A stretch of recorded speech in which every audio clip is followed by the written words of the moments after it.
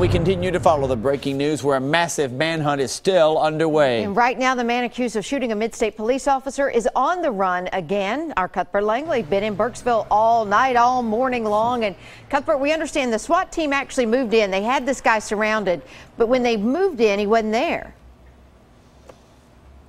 Amy, that's exactly right. We don't know how long the suspect was gone from the home, but we do know the SWAT team stormed in around 4:15 this morning, and when they went inside, he was nowhere to be found. This is the man we are talking about right here, Floyd Cook.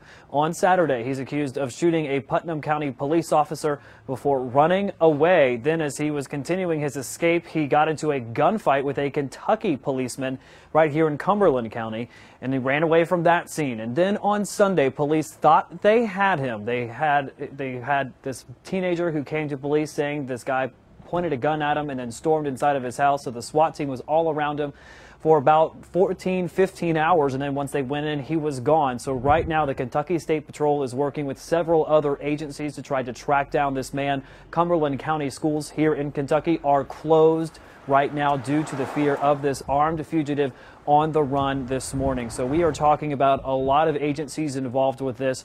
Cumberland County, Kentucky itself is a very small county, only about 6,700 people. So a lot of people are affected by this, and police are urging everyone to stay indoors and to not approach this man. If you do see him, he is considered to be armed and dangerous. In fact, we were at the home where SWAT team members were and had to leave for our own safety concerns this morning. So it's definitely on a high alert, a dangerous situation here this morning. Of course, we will keep you posted as much as we can as this search continues. But for now, we're live here in Cumberland County, Kentucky this morning. Cuthbert Langley, News Channel 5. Thanks for that update, Cuthbert. News Channel 5 spoke exclusively with the two teens who encountered Floyd Cook and his gun. What were you thinking? Leave, go get the cops. Hopefully my dad's okay because he had went in. Justin Bowles says he and his girlfriend were pulling into his family's driveway when Cook stepped out of the woods and aimed a gun at them. What happened next and how it may have saved their lives? That's coming up for you at 7:30. As soon as we get more details, new details that come in, we'll let you know. You can also find updates on our app and website, newschannel5.com. Another big story we're following this morning as breaking news. A man was rushed to the hospital in Nashville after being found unconscious with a gunshot wound.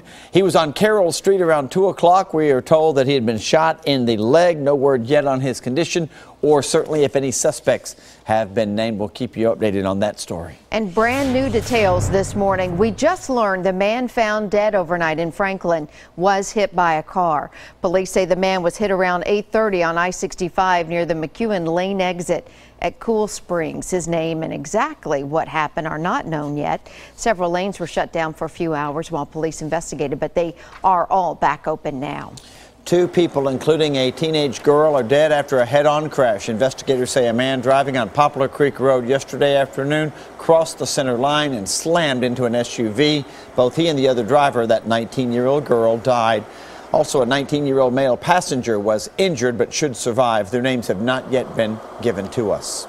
New this morning, police in Mount Juliet arrest a fugitive wanted in 2 counties. Officers were trying to serve a warrant on the suspect for charges out of Smith and Trousdale counties when he fled the scene.